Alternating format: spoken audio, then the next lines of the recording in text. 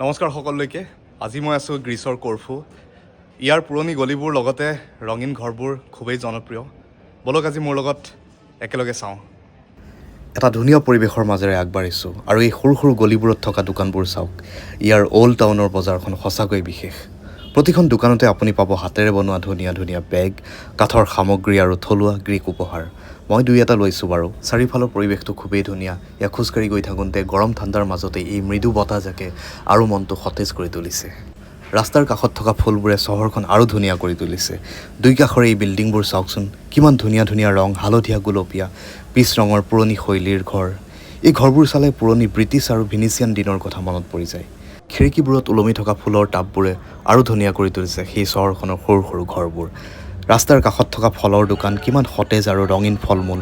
ইয়াত থকা ডাঙৰ ডাঙৰ ডালিম, আঙুৰ, সুমথিৰা আৰু জলফাইবোৰ দেখিলেই খাবলৈ মন যায়।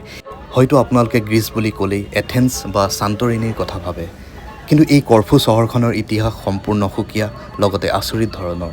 গ্ৰীচৰ প্ৰায়ভাগ ঠাইৰে ইতিহাস আপোনালোকে অটোমান সাম্ৰাজ্য অৰ্থাৎ তুৰ্কীসকলৰ শাসন দেখিবলৈ পাব।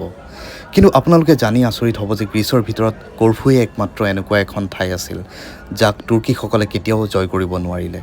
ইয়াত প্ৰায় 400 বছৰ ধৰি শাসন কৰিছিল ইটালীত থকা ভিনিচিয়ানসকলে।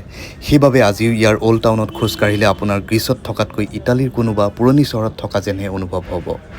কেৱল ভিনিচিয়ানসকলেই নহয়, পৰৱৰ্তী সময়ত ইয়ালৈ ফৰাচীসকল আহিল, লগতে তাৰপিছত ব্ৰিটিছসকলেও ইয়াত দীৰ্ঘদিন ধৰি ৰাজত্ব কৰিছিল।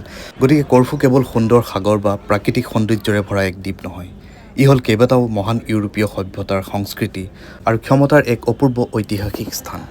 এয়াই আছিল ইতিহাস, প্ৰকৃতি আৰু সংস্কৃতিৰে ভৰপূৰ আজিৰ কৰ্ফু। যদি আপোনালোকে ইতিহাস ওচৰৰ পৰা অনুভৱ কৰিব বিচাৰে আৰু একে সময়তে এক শান্ত পৰিৱেশত নিজকে হেৰুৱাই পেলাব খোজে, তেন্তে জীৱনত এবাৰ হ'লেও কৰ্ফু আহিব। আকৌ লগ পাম আন এখন ধুনীয়া ঠাইত এটা নতুন ভিডিঅ'ৰে। ধন্যবাদ।